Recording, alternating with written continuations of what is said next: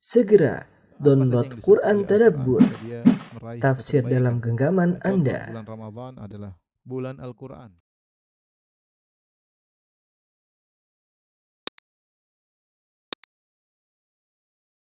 Bismillahirrahmanirrahim. Assalamualaikum warahmatullahi wabarakatuh. Alhamdulillahi ala ihsani wa syukru lahu ala taufiqihi wa amtinani. Asyhadu an la ilaha illallah wahdahu la syarika lahu ta'ziman li sya'ni wa asyhadu anna Muhammadan abduhu wa rasuluhu da'ila ridwani. Allahumma salli alaihi wa ala alihi wa ashabihi wa ikhwani. Ikhwan dan akhwat, Bapak dan Ibu yang dirahmati Allah Subhanahu wa taala.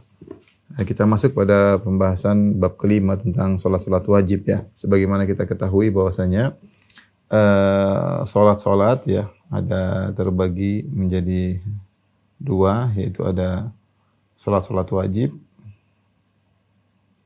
kemudian ada salat-salat sunnah ya. Yang insyaallah akan datang penjelasannya secara lebih detail. Salat-salat wajib bisa juga kita bagi menjadi dua ya. Itu ada yang namanya salat fardhu ain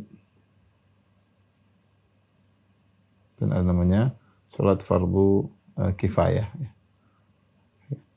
Salat fardhu ain seperti apa? Seperti salat 5 waktu. Kemudian di antara juga salat 5 waktu dan bagian pembahasan masalah salat Jumat bagi laki-laki tentunya.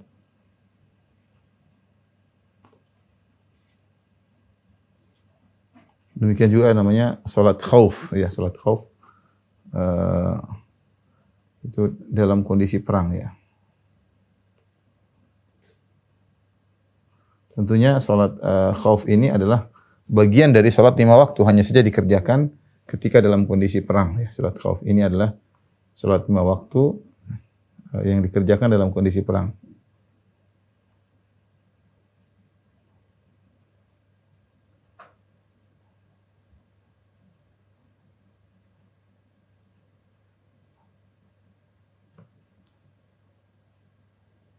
Ada cara-caranya, nanti insya Allah akan datang penjelasan jika tiba pada waktunya. Fardu kifayah seperti misalnya adalah salat jenazah ya, salat jenazah. Adapun salat-salat sunnah ya, nanti akan kita bahas namanya salat-salat sunnah harian, kemudian ada juga salat-salat sunnah dzawatul asbab ya.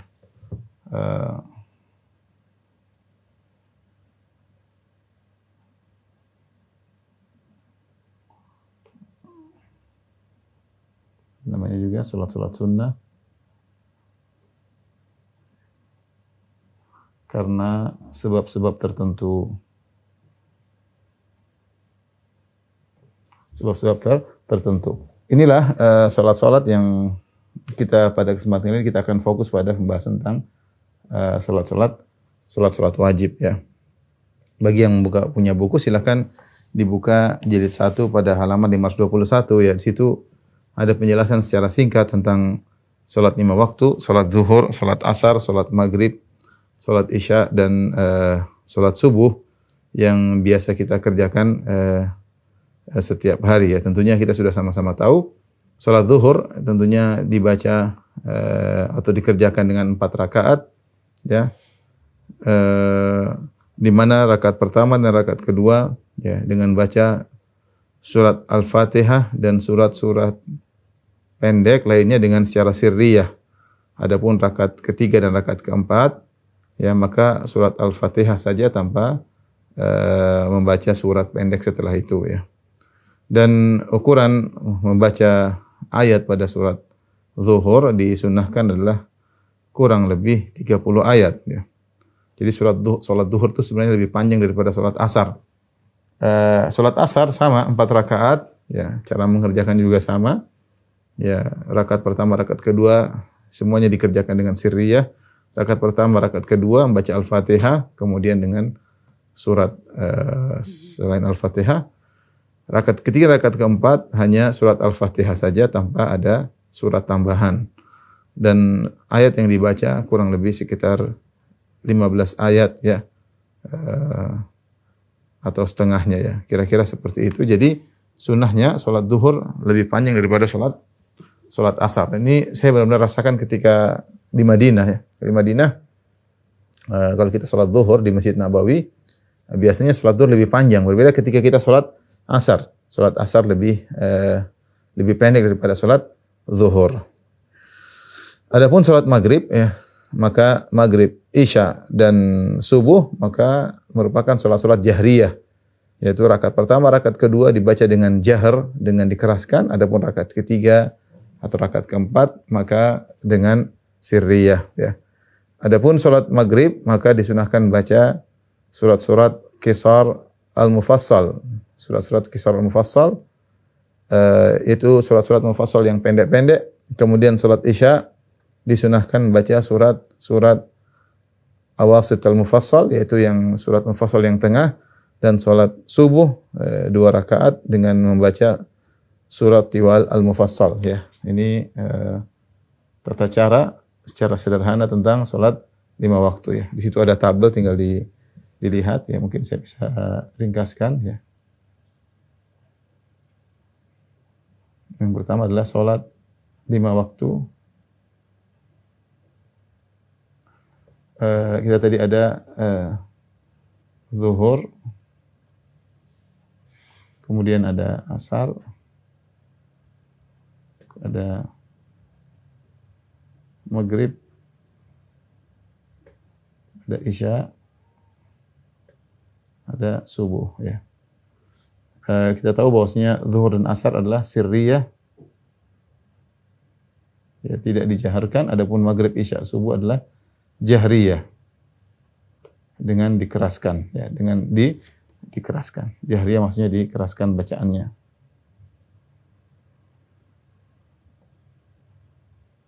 Pada rakaat pertama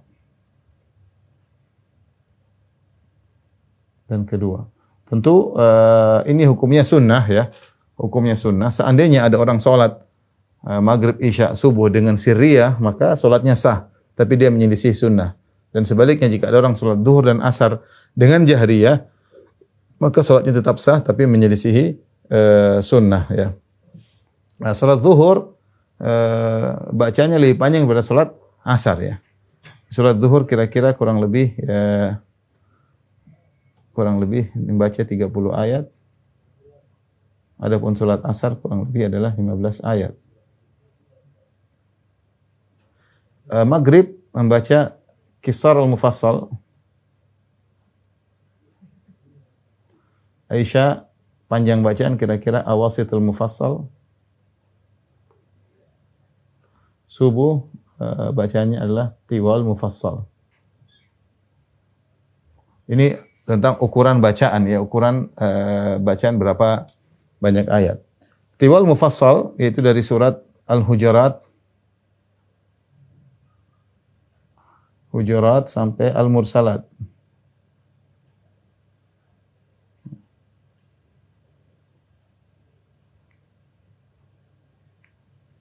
Surat Al-Hujurat sampai Al-Mursalat. Adapun Awasitul Mufassal dari surat An-Naba sampai surat Asy-Syams. Adapun Qisar Mufassal surat Ad-Duha sampai surat An-Nas.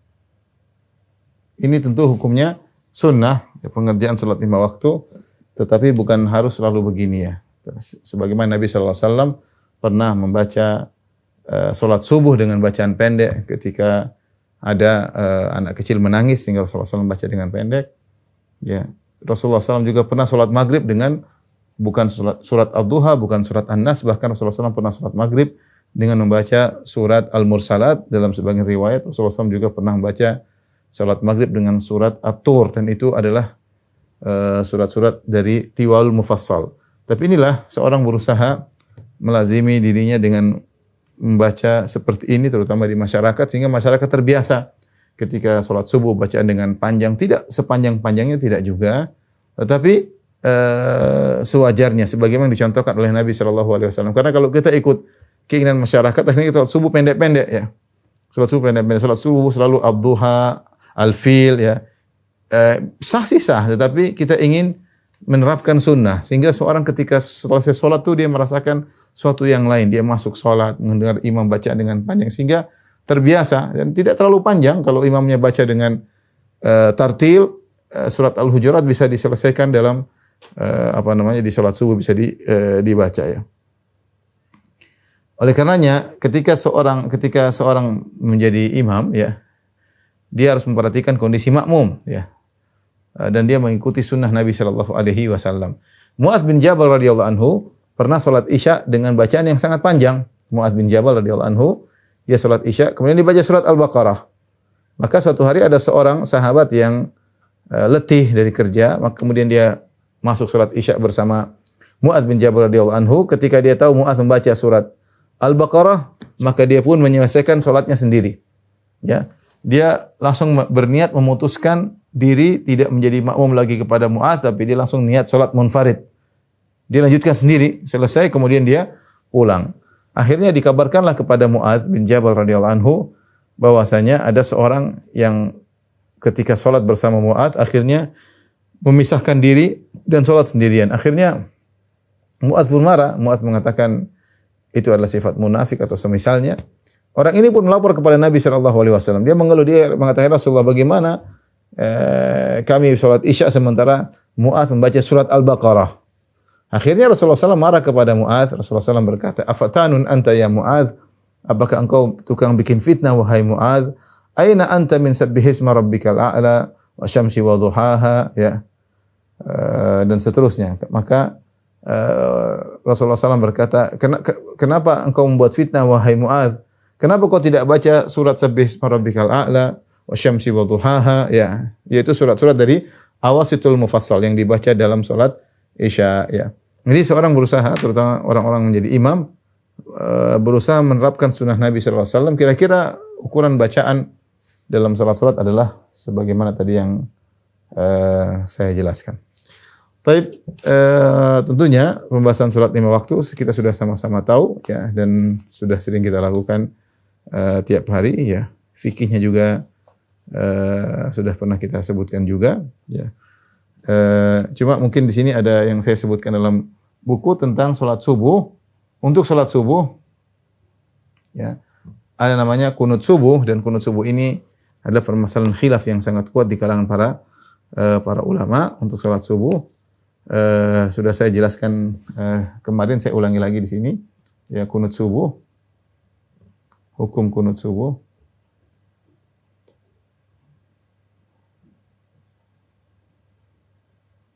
Maka ini ada khilaf di kalangan para ulama ya. Secara umum ada 3 pendapat ya. Bahwasanya yang pertama hukumnya adalah sunnah. Yang kedua tidak disyariatkan. Tapi bukan bid'ah. Yang ketiga adalah bid'ah ya. Ini 3 pendapat di kalangan para ulama. Adapun yang mengatakan sunnah adalah mazhab Malikiyah ya. Kemudian mazhab Syafi'iyah. Kemudian antara mazhab Zahiriyah ya. Yang tidak disyariatkan tapi bukan bid'ah adalah mazhab Hambaliyah. Kemudian mengatakan bid'ah adalah mazhab Hanafi. Tentu masing-masing memiliki pembahasan tersendiri dan sudah saya sebutkan panjang lebar ya. Tentunya mungkin waktu kita tidak cukup untuk membahas secara detail tentang khilaf tentang masalah kunut subuh. Tapi yang saya sampaikan bahwa ini masalah khilafiyah. Intinya jika seseorang kemudian memilih pendapat sunnah, maka dia kunut subuh sebagaimana pendapat Malikiyah dan juga mazhab Syafi'iyah. Dan sebagian saudara-saudara kita memandang bahwasanya kunut subuh hukumnya adalah sunnah, yaitu dikerjakan pada salat subuh pada rakaat kedua setelah bangkit dari ruku, setelah i'tidal, Sami Allah liman hamidah, Rabbana walakal hamdu, baru kemudian membaca doa kunut. Allahumma dini fi anta Allahumma dina fi man hadaitu afina fi man afait. Ini bagi mazhab Syafi'iyah. Adapun mazhab Malikiyah dibaca sebelum ruku. Jadi setelah orang baca Al-Fatihah, kemudian baca surat rakaat kedua, kemudian dia kunut sebelum ruku. Ini kalau mazhab Malikiyah. Perkaranya ringan, apakah sebelum ruku atau sudah ruku, intinya hukumnya adalah sunnah menurut mazhab Malikiyah dan menurut mazhab Syafi'iyah. Adapun Al-Imam Ahmad rahimahullahu taala memandang bahwasanya kunut subuh tidak disyariatkan. Tapi jika ada orang kunut subuh maka beliau tidak mengingkari. Bahkan beliau membolehkan jika seorang kunut subuh dalam rangka mendoakan keburukan bagi orang-orang kafir yang menyerang kaum muslimin, maka boleh mendoakan mereka kunut subuh meskipun setiap hari. Adapun mazhab Hanafi mengatakan bahwasanya kunut subuh hukumnya adalah bid'ah karena tidak pernah dipraktekkan oleh Nabi sallallahu alaihi wasallam secara terus-terusan untuk kunut subuh. Khilaf mereka dibangun di atas pembahasan tentang satu hadis ya yang di mana disebutkan dari Anas bin Malik radhiyallahu anhu, beliau berkata, "Ma zala Rasulullah sallallahu alaihi wasallam yaqunutu fil fajri hatta faraqad dunya." Bahwasanya senantiasa Rasulullah sallallahu kunut di salat subuh sampai beliau meninggalkan dunia. Artinya sampai beliau meninggal dunia, sampai beliau wafat sallallahu alaihi wasallam. Tetapi dalam hadis ini ya ada perawi yang bernama Abu Ja'far Ar-Razi, yang perawi ini Abu Ja'far Ar-Razi diperselisihkan oleh para ulama tentang kredibilitasnya. Ya. Sebagian ulama mensiqahkan Abu Ja'far Ar-Razi, sebagian ulama mendhaifkan atau melemahkan Abu Ja'far Ar-Razi. Dari situlah kemudian terjadi khilaf tentang hadisnya dhaif atau hadisnya sahih. Bagi ulama yang menyatakan hadisnya dhaif, maka mereka tidak mengamalkan hadis ini seperti Imam Ahmad rahimahullahu taala yang tidak kita ragukan tentang bahwasanya beliau adalah pakar hadis. Dan bagi ulama yang menyatakan hadis ini sahih seperti Imam Syafi'i, Imam Nawawi dan banyak ulama ya menyatakan bahwasanya hadisnya sahih, maka mereka menjalankan konsekuensi dari kesahihan hadis ini, yaitu dengan melaksanakan kunut subuh setiap hari ya, melaksanakan kunut subuh setiap hari. Dan di antara yang mensahihkan hadis kunut subuh adalah Al-Muallimi ya, Abdurrahman bin Yahya Al-Muallimi, salah seorang al-hadis dari negeri Yaman ya. Intinya, ikhwan dan akhwat yang dirahmati Allah Subhanahu wa taala, maka tatkala kita tahu ini masalah khilafiyah, maka kita berlapang dada. Jika ada yang kunut ya kita tidak usah ribut, yang tidak kunut juga tidak usah ribut. Tapi semua orang sepakat bahwasanya kunut subuh hukumnya adalah sunnah ya. Yang perlu diperhatikan sini, sepakat para ulama sepakat bahwasanya kalaupun kunut subuh itu disyariatkan maka tidak wajib. Maksudnya mereka sepakat kunut subuh jikapun disyariatkan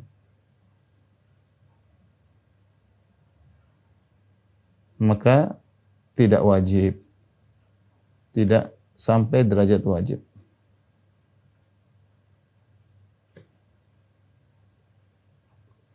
Maka di antara kesalahan dari sebagian orang, seperti sebagian saudara-saudara kita dari mazhab Syafi'i, kesalahan ya, mungkin di antara mereka yang tidak memiliki ilmu, ketika mereka sholat di belakang orang yang tidak kunut subuh, mereka maksakan diri untuk kunut subuh sendiri.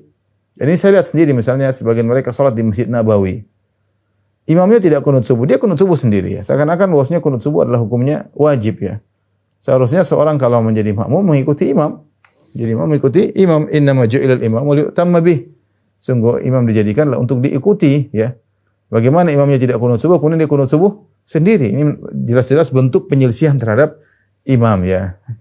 Dan kita tahu bahwasanya kunut subuh tidak wajib ya.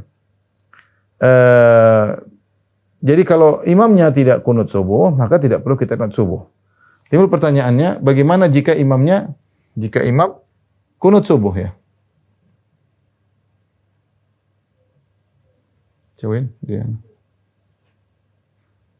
Jika imamnya ternyata kunut subuh sementara kita meyakini kunut subuh tidak disyariatkan, maka di sini ada dua pendapat di kalangan para ulama, terutama di kalangan ulama Hanafiyah.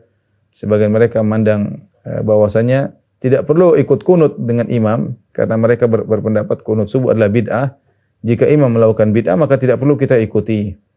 Sebagian ulama Hanafiyah yang lain yang mengatakan bahwasanya kunut subuh itu bid'ah berpendapat lain. Jika imam kunut maka makmum tetap ikut kunut ya. Ini dua pendapat di kalangan ulama Hanafi. Adapun mazhab Hambali yang menyatakan kunut subuh tidak disyariatkan, Imam Ahmad berfatwa jika seorang makmum salat di belakang imam yang kunut subuh, maka hendaknya dia kunut subuh. Hendaknya dia kunut subuh. Ini fatwa difatwakan oleh Imam Ahmad bin Hanbal rahimahullahu taala. Padahal dia menyatakan kunut subuh tidak disyariatkan. Kemudian juga difatwakan oleh Ibn Taimiyah rahimahullahu taala ya.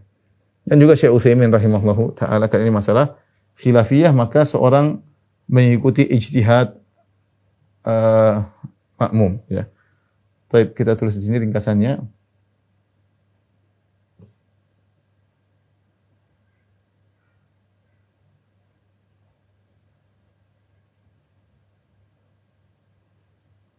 Jika bermakmum kepada imam yang kunut subuh, sementara seseorang memilih pendapat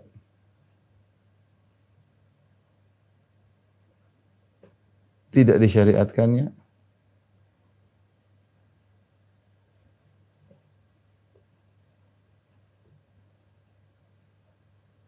atau bid'ahnya kunut subuh. Maka di sini ada khilaf, masalah ini ada khilaf di kalangan para ulama ya. Khilaf ya. Pendapat pertama mengatakan ya bahwasanya tidak perlu kunut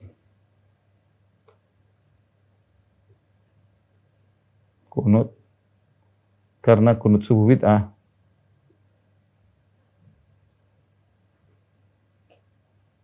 Sebagaimana pendapat mazhab Hanafi. Ini pendapat sebagian ulama Hanafiyah. Pertama. Pendapat kedua, bahwasanya ikut kunut. Ikut kunut subuh bersama imam.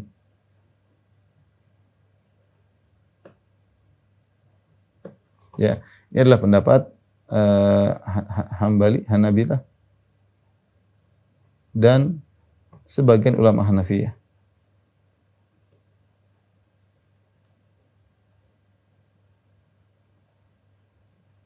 Karena Rasulullah mengatakan innama ju'ilal imamu liyu'tamma bih. Imam itu dijadikan untuk diikuti, dan ini masalah khilafiyah. Ini masalah khilafiyah, dan khilafnya kuat bagi orang yang mempelajari tentang masalah kunut subuh. Dia akan mendapati masalah khilafnya sangat kuat tentang masalah hadis, tentang masalah rawi-rawi. Dan ketika ini masalah khilafiyah, maka seorang mengikuti ijtihad imam. Innama ju'ilal imamu liyu'tamma bih. Dia jadikan imam untuk diikuti. Anda ridha sebagai makmum terhadap imam tersebut. Ini masalah khilafiyah, bukan perkara yang disepakati ketidakbolehannya. Beda kalau imamnya salat asar 5 rakaat, maka jangan bangkit ikut rakaat kelima, karena tidak boleh. Salat asar cuma 4 rakaat. Ya. Atau misalnya imamnya sujud sampai 3 kali dalam satu ruku, maka jangan ikut sujud ketiga, karena ini disepakati tidak boleh, sujud cuma 2 kali. Nah, ini contoh ya. Tapi kalau ini masalah khilafiyah, kunut atau tidak, maka hendaknya makmum ikut kunut. Ini pendapat fatwa dari Imam Ahmad dan dikuatkan oleh Syekhul Islam Ibn Taimiyah rahimahullahu taala, dan dipilih oleh Syekh Utsaimin rahimahullahu taala. Ini yang saya amalkan ya. Kalau saya jadi makmum, maka saya berkunut bersama imam dan saya aminkan, karena itu konsekuensi dari saya sebagai makmum. Ini masalah khilafiyah. Wallahu alam bisawab ya. Pembahasannya panjang, silakan dibaca dengan detail dalam buku bekal salat. Saya berikutnya ikhwan dan akhwat yang rahmatillah subhanahu, kita masuk pada pembahasan salat fardu yang berikutnya, Saudara.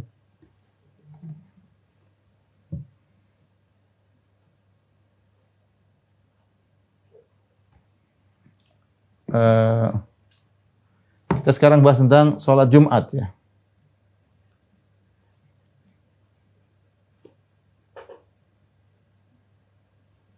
Di antara sholat fardu adalah sholat Jumat, dan sholat Jumat hukumnya adalah wajib. Berdasarkan firman Allah Subhanahu wa taala, ya ayyuhalladzina amanu idza nudiya lis-salati min yaumil jum'ati fas'au ila dzikrillahi wa dzarul bai'. Wahai orang yang beriman, jika diserukan untuk menunaikan salat Jumat, ya, fas'au ila dzikrillah, maka bersegeralah kalian menuju zikrullah, yaitu menuju salat atau menuju khutbah. Wadharul baik dan tinggalkanlah jual beli ya. Demikian dalam hadis Rasulullah SAW mengatakan al-jum'atu haqqun wajibun ala kulli muslimin fi jamaah. Jumat itu wajib atas setiap muslim dikerjakan dalam jamaah illa arba'atan, kecuali 4 orang tidak wajib. Abdun mamluk, hamba sahaya, aw imra'atun, wanita, aw sabiyun, anak kecil, aw maridun, atau orang yang sedang sakit. Bahkan Rasulullah SAW tegas, man taraka thalatha juma'in tahawunan biha taba Allahu ala qalbihi. Siapa yang meninggalkan salat Jumat sebanyak 3 kali karena meremehkan salat tersebut, maka Allah akan tutup hatinya. Ini hukuman yang sangat berat. Di antara hikmah disyariatkan salat Jumat adalah adanya perkumpulan kaum muslimin ya. Kita ada perkumpulan tahunan 2 kali seperti salat Id, Idul Fitri, Idul Adha ya. Kemudian juga ada perkumpulan kaum muslimin dalam pelaksanaan ibadah haji ya. Di antaranya ada perkumpulan kaum muslimin pekanan, yaitu setiap salat Jumat, setiap salat Jumat ya. Taib. Siapa yang melaksanakan salat Jumat? Syarat wajib salat Jumat adalah tentu seorang muslim, kemudian lelaki, kemudian seorang yang tidak ada uzur ya. Kalau ada uzur seperti sakit dan yang semisalnya, maka tidak wajib salat Jumat ya. Kalau dia ada uzur, dan uzur meninggalkan salat Jumat sama dengan uzur boleh untuk tidak melaksanakan salat berjamaah. Secara ringkasnya demikian. Segala uzur yang buat seorang boleh tidak salat berjamaah di masjid, itulah uzur boleh baginya untuk meninggalkan salat Jumat. Ya. Seperti apa? Seperti misalnya hujan ya. Hujan seorang boleh tidak salat jamaah, dia boleh juga tidak salat Jumat. Seperti sakit seorang boleh tidak salat berjamaah, maka dia boleh juga karena sakit tidak salat Jumat. Jadi segala uzur yang membolehkan seorang tidak salat berjamaah, salat biasa, sama itu juga uzur merupakan seorang untuk tidak salat Jumat ya. Kemudian juga syaratnya juga adalah orang yang merdeka, bukan budak sahaya, tadi sudah kita singgung. Kemudian dia lelaki bukan wanita, wanita tidak wajib salat Jumat. Kemudian yang wajib salat Jumat adalah seorang yang mukim, berdomisili pada suatu daerah ya. Dia yang wajib salat Jumat. Adapun musafir, maka menurut mayoritas ulama bahwasanya orang musafir tidak wajib salat Jumat ya. Saya bacakan perkataan Ibnu Qudamah. Ibnu Qudamah membawakan perkataan Ibnu Munzir rahimahullahu taala. Beliau berkata, ajma'a kullu man nahfadhu anhu min ahli ilmi anna alla jum'ata 'ala nisa wa li anna al-mar'ata laysat min ahli al-hudur fi majami'ir rijal wa lidzalika la tajibu 'alaiha jum'ah. Para ulama telah sepakat bahwasanya tidak ada Jumat bagi wanita. Wanita tidak wajib Jumat. Kenapa? Karena wanita bukanlah orang yang memang hadir dalam perkumpulan, tidak wajib datang ke masjid rame-rame, terutama di perkumpulan para lelaki ya. Oleh karenanya tidak wajib bagi wanita untuk salat berjamaah. Nah, apalagi salat Jumat tidak wajib. Wa amal musafir, adapun musafir, fa aktsaru ahli ilmi yarawna annahu la jum'ata alaihi kadzalik. Adapun musafir, maka mayoritas ulama berpendapat bahwasanya dia juga tidak wajib untuk salat Jumat, tidak wajib untuk salat Jumat ya. Inilah orang-orang yang dapat uzur untuk tidak salat Jumat ya. Sini tadi yang tidak wajib salat Jumat lah wanita, hamba sahaya, karena hamba sahaya sibuk melayani tuannya, majikannya, wanita, kemudian di antaranya orang yang beruzur. Semua uzur salat jamaah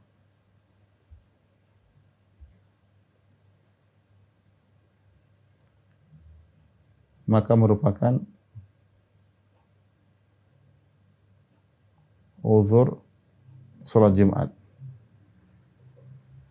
Di antaranya adalah misalnya sakit, ya, misalnya sakit, ya, hujan misalnya, rasa takut, dan lain-lainnya. Kemudian di antaranya yang tidak wajib salat Jumat adalah musafir, ya.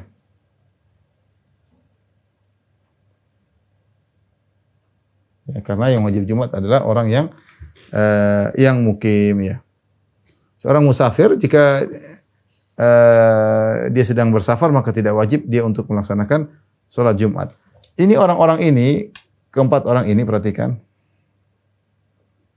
Mereka tidak wajib Jumatan. Ya. Lantas yang wajib, perhatikan, yang wajib bagi mereka adalah zuhur.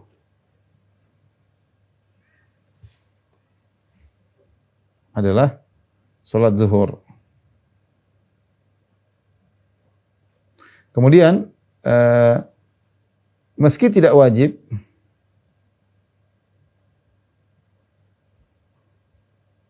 namun mereka boleh sholat Jumat. Namun tidak wajib. Jika mereka sholat Jumat,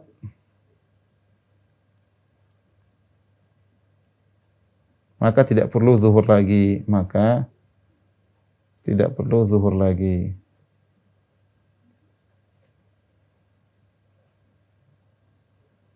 Ya, ini yang perlu kita ketahui, ya, karena wanita tidak wajib sholat Jumat. Tapi kalau sholat Jumat selesai. Contoh misalnya mereka lagi umrah wanita, kemudian ke Masjid Nabawi pingin sholat Jumat, silakan sholat Jumat. Masuk di musola bagian para wanita sholat Jumat. Kalau sholat Jumat tidak perlu sholat zuhur lagi. Ya, demikian juga musafir tidak wajib sholat Jumat, tapi kalau dia sholat Jumat, ya sudah tidak perlu sholat zuhur lagi, ya. Demikian juga hamba sahaya. Orang sakit pun tidak wajib sholat Jumat, tapi kalau dia pingin sholat Jumat dibopong ke masjid untuk sholat Jumat, maka tidak perlu lagi sholat zuhur. Taib ini talamin dia nih.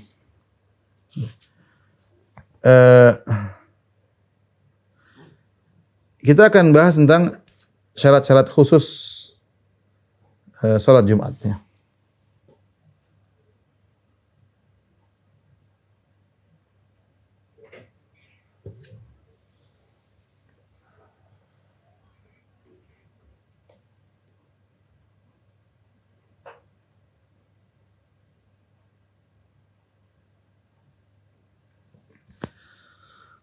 Tentunya syarat-syarat khusus sholat Jumat pertama adalah waktu.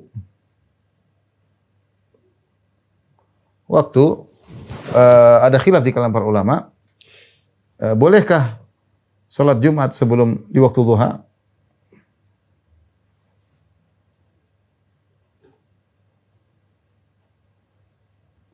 Sebelum waktu zuhur? Ada khilaf di kalangan para ulama. Khilaf, ini masalah khilaf, ya. Ada yang mengatakan boleh, ada yang tidak boleh. Ya, ada yang mengatakan boleh, ada yang mengatakan tidak boleh. Lebih hati-hati seorang tidak sholat Jumat kecuali di waktu zuhur. Saya sempat kemarin pergi ke suatu daerah yang mereka patokan bahwasanya sholat Jumat jam sekian. Meskipun itu belum masuk waktu zuhur, ya. Ya, ada sebagian tempat belum waktu zuhur tapi kita sholat Jumat jam sekian. Nah, ini pendapat sebagian ulama membolehkan, ya. Dan ini adalah pendapat Imam Ahmad, ya. Imam Ahmad berpendapat bahwasanya boleh sholat Jumat dikerjakan di waktu duha, yaitu sebelum sholat waktu zuhur. Tapi jumhur ulama mengatakan hendaknya dikerjakan di waktu zuhur. Kemudian yang kedua adalah berjamaah, ya. Syarat yang kedua adalah berjamaah. Ya. Para ulama sepakat bahwasanya Jumat tidak boleh dikerjakan sendirian. Sepakat ulama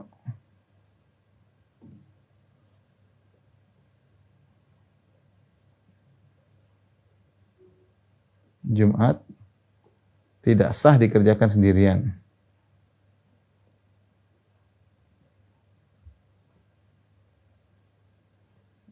Tapi harus berjamaah. Harus berjamaah. Hanya saja mereka khilaf berapa kadar minimal jamaah. Namun para ulama khilaf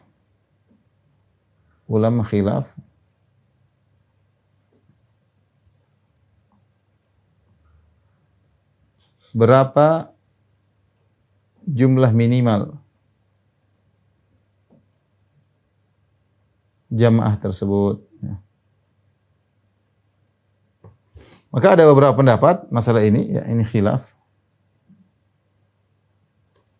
Ada yang mengatakan bahwasanya minimal 40 orang. Ini pendapat Syafi'iyah. Mazhab Syafi'iyah. Ya, 40 orang, ya. Kemudian ada yang mengatakan bahwasanya sah dengan 2 orang, minimal 2 orang. Ini pendapat Ibnu Hazm, Asy-Syaukani, At-Tabari dan Syekh Utsaimin, ya. Ini adalah pendapat dari Ibnu Hazm, kemudian At-Tabari sebelumnya, kemudian dipilih oleh Asy-Syaukani,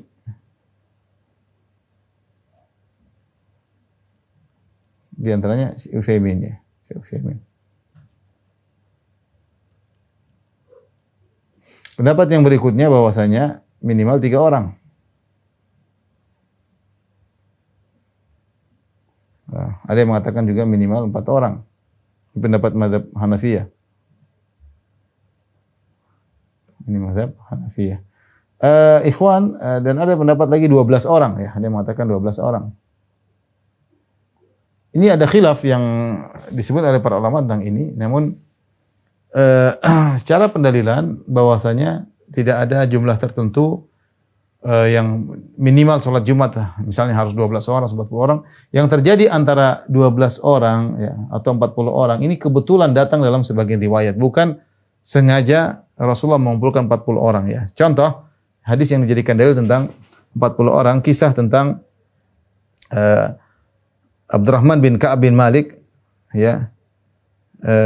Bahwasanya ayahnya Ka'ab bin Malik radhiyallahu anhu, idza sami'an nida yaumal jumu'ah tarhama ala Asad bin Zurarah. Ka'ab bin Malik ini kalau dengar azan Jumat dia selalu mengatakan rahimallah As'ad bin Zurarah. Maka anaknya bertanya, "Kenapa Anda, wahai ayahanda, kalau mendengar azan Jumat Anda mendoakan As'ad bin Zurarah?" Maka ayahnya berkata, "Li'annahu awwalu man jamma'a bina." Ya, karena dia adalah yang pertama kali mengumpulkan kami untuk sholat Jumat, ya, di suatu suatu lembah, suatu kampung, ya. Yuqalu lahu Naqi al-Khadimat, ya, suatu daerah. Maka aku bertanya, "Kam kuntum yauma idzin?" Berapa jumlah kalian ketika itu sholat Jumat? Qala arba'un, ya, 40 orang. 40 orang. Ini sholat Jumat yang dikerjakan sebelum Nabi SAW datang ke kota Madinah. Jadi sebelum Nabi berhijrah dari Mekah menuju Madinah, para sahabat sudah sebagian mereka masuk Islam dan mereka tinggal di kota Madinah, dan mereka dikumpulkan untuk salat Jumat oleh As'ad bin Zurarah. Kebetulan ketika itu jumlah mereka 40 orang. Bukan merupakan syarat bahwasanya harus 40 orang. Tapi itu adalah 40 orang, kebetulan As'ad bin Zurarah ketika itu mengumpulkan. Makanya ditanya oleh anaknya putranya Abdurrahman bin Ka'ab bin Malik, "Berapa jumlah kalian? Kam kuntum yauma idzin?" Kunna arba'ina qala arba'un. Berapa jumlah kalian ketika itu? Dia menjawab, kami waktu itu jumlahnya 40 orang. Demikian juga ketika jumlah 12 yang berdalil bahwasanya jumlah 12 orang di pendapat Malikiyah, ya, mereka berdalil juga dengan hadis yang juga menunjukkan kebetulan seperti hadis Jabir bin Abdullah. Jabir berkata, "Bainama nahnu nusalli ma'an Nabi sallallahu alaihi wasallam id aqbalat 'irun tahmilu ta'aman." Ketika kami sedang salat bersama Nabi sallallahu alaihi wasallam salat Jumat, tiba-tiba datang kafilah dagang yang membawa makanan. Faltafatu ilaiha. Maka orang-orang pun berpaling menuju pada kafilah dagang tersebut. Hatta ma baqiya ma'an Nabi sallallahu alaihi wasallam illa 12 rajulan. Sehingga yang tinggal bersama Nabi ketika itu cuma 12 orang yang ikut salat Jumat bersama Nabi. Maka turunlah firman Allah, wa idza ra'au tijaratan aw lahwan infaddu ilaiha wa tarakuka qa'imah. Dan apabila mereka melihat perdagangan atau permainan, maka mereka bubar untuk menuju kepada permainan tersebut atau perdagangan tersebut, dan mereka meninggalkan kamu dalam kondisi berdiri menyampaikan khutbah. Ini kebetulan yang tinggal 12, sehingga mereka mengatakan minimal 12. Ini juga kebetulan juga. Sehingga jumlah 40 atau 12 ini tidak bisa dijadikan dalil jumlah minimal orang untuk salat Jumat. Taib. Hanafiyah berpendapat dengan empat orang karena dia membawakan firman Allah Subhanahu wa taala, ya ayyuhalladzina amanu idza nudiya, wahai orang beriman jika dikumandangkan salat min yaumil jum'ah, berarti ada yang berkumandang, itu muadzin satu orang. Fas'au, maka segeralah kalian menuju masjid. Fas'au jama' berarti minimal 2 orang. Ya, wa dzarul bai', tinggalkan perdagangan menuju ke masjid dan ada imamnya. Jadi jumlah 4 kata mazhab Hanafi, ada tukang muadzin, ada imamnya dan ada jamaah minimal 2. Jadi minimal 4 orang. Yang berpendapat 3 orang, ya mereka mengatakan namanya jamaah 3 orang. Yang berpendapat 2 orang, mereka memang tidak ada bedanya salat Jumat dengan salat jamaah lainnya. Bukankah kita kalau salat 2 orang berjamaah sah dapat pahala 27 kali lipat? Iya. Sehingga salat-salat 5 waktu yang lain, salat-salat secara umum semua salat, kalau orang sudah salat 2 orang dikatakan telah salat berjamaah. Maka tidak ada dalil yang membedakan antara salat yang lain jamaah minimal 2 orang, tidak ada bedanya dengan salat Jumat. Oleh karena salat Jumat juga minimal 2 orang. Ini pendapat dan ini mungkin bagi kita tidak begitu penting, tapi penting bagi saudara-saudara kita yang kemudian mereka tinggal di misalnya di luar negeri, di daerah minoritas, jumlah mereka cuma mungkin 10 orang, mungkin cuma 5 orang, apakah mereka wajib salat Jumat? Ya, maka kembali pada masalah ini yang mengatakan bahwasanya minimal 40 orang, maka tidak sah salat Jumat. Tapi mengatakan salat Jumat sah dengan 2 orang atau 3 orang, maka tetap wajib Jumat selama mereka berdomisili di situ. Ya. Ibnu Taimiyah mengatakan, yang mengatakan 3 Ibnu Taimiyah, beliau berkata, wa tanaqidul jum'atu bi thalathatin. Jumat itu minimal 3 orang. Wahidun yakhtubu, 1 berkhutbah, wasnani yastami'an, 2 orang yang mendengarkannya, sehingga 3 orang. Ini ya kalau 3 orang salat Jumat tetap dikerjakan. Ini kesimpulan dari khilaf tentang jumlah minimal orang yang wajib untuk salat Jumat ya.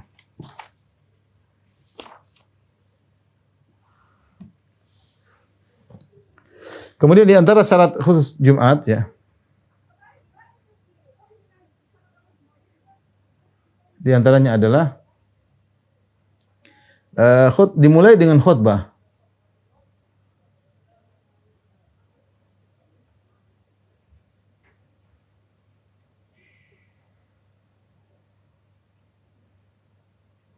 Dua kali ya, khutbah 2 kali, yaitu khutbah pertama dan khutbah kedua. Dan ini banyak para ulama menafsirkan fas'au ila dzikrillah. Jika dikumandangkan azan Jumat maka bersegeralah kalian menuju kepada zikrullah. Banyak ulama yang menafsirkan zikrullah adalah nasihat dari imam, yaitu khutbah Jumat.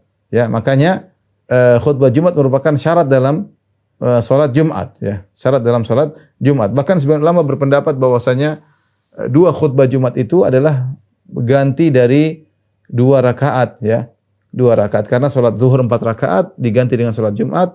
Salat Jumat 2 rakaat dengan 2 khutbah mengganti 2 rakaat. Jadi genaplah menjadi 4 rakaat. Namun para ulama sepakat bahwasanya khutbah merupakan syarat dalam Jumat. Ibnu Qudamah berkata, wa jumlatu dzalika anal khutbata syartun fil jum'ah. Intinya bahwasanya khutbah Jumat adalah syarat dalam salat Jumat. La tasihhu biduniha. Sekedar salat tanpa khutbah maka salatnya tidak sah. Kemudian beliau berkata di akhirnya, wala na'lamu fihi mukhalifan. Tidak ada yang menyelisih hal ini kecuali Al-Hasan, kecuali Hasan Al-Basri yang mengatakan bahwasanya khutbah Jumat bukan syarat salat Jumat ya. Sehingga para ulama bahas tentang masalah bagaimana tata cara khutbah Jumat dan syarat-syarat khutbah Jumat ya. Di antaranya mereka mengatakan khutbah Jumat harus dilakukan sesudah masuk waktu. Ini sudah kita bahas tadi bahwasanya para ulama khilaf tentang apakah salat Jumat boleh dikerjakan sebelum waktu zuhur ataukah sesudah zuhur. Harus sebagaimana zuhur. Imam Ahmad berpendapat boleh dikerjakan sebelum waktu zuhur. Intinya bagi yang berpendapat bahwasanya salat Jumat tidak boleh dikerjakan di waktu zuhur, mereka juga berpendapat bahwasanya khutbah Jumat ya harus dilakukan sesudah masuk waktu, tidak boleh sebelum waktu. Karena sebagian mereka berpendapat khutbah Jumat pengganti 2 rakaat, ya. Sehingga harus dikerjakan sesudah masuk waktu. Sesudah masuk waktu baru khutbah Jumat. Kalau azan zuhur jam 12 lewat 10 misalnya, maka tidak boleh khutbah Jumat jam 12. Harus pas azan zuhur baru khutbah. Kemudian juga mereka mengatakan khutbah Jumat harus mendahului salat Jumat. Tidak boleh seorang salat Jumat dulu baru khutbah. Ya, dan ini ijma ulama bahwasanya salat setelah khutbah, khutbah dulu baru salat ya. Tidak sebagaimana salat Id ya, salat Id salat dulu baru khutbah ya. Kemudian juga bahwasanya khutbah Jumat disampaikan dengan suara yang keras. Tidak sah khutbah disampaikan dengan suara yang pelan, tidak terdengar oleh jamaah. Ya, karena tujuan dari khutbah adalah menyampaikan nasihat kepada jamaah. Allah mengatakan, "Fas'au ila dzikrillah." Hendaknya kalian bersungguh-sungguh segera menuju kepada zikrullah, yaitu khutbah ya. Kalau sampai sana ternyata khutbahnya tidak didengar, imamnya ketika berkhutbah bisik-bisik, maka ini tidak sah. Kemudian pembahasan yang penting juga masalah khutbah adalah tentang rukun-rukun khutbah. Ini ada khilaf juga di kalangan para ulama, rukun-rukun khutbah. Ya. Sebagian ulama seperti mazhab Syafi'iyah,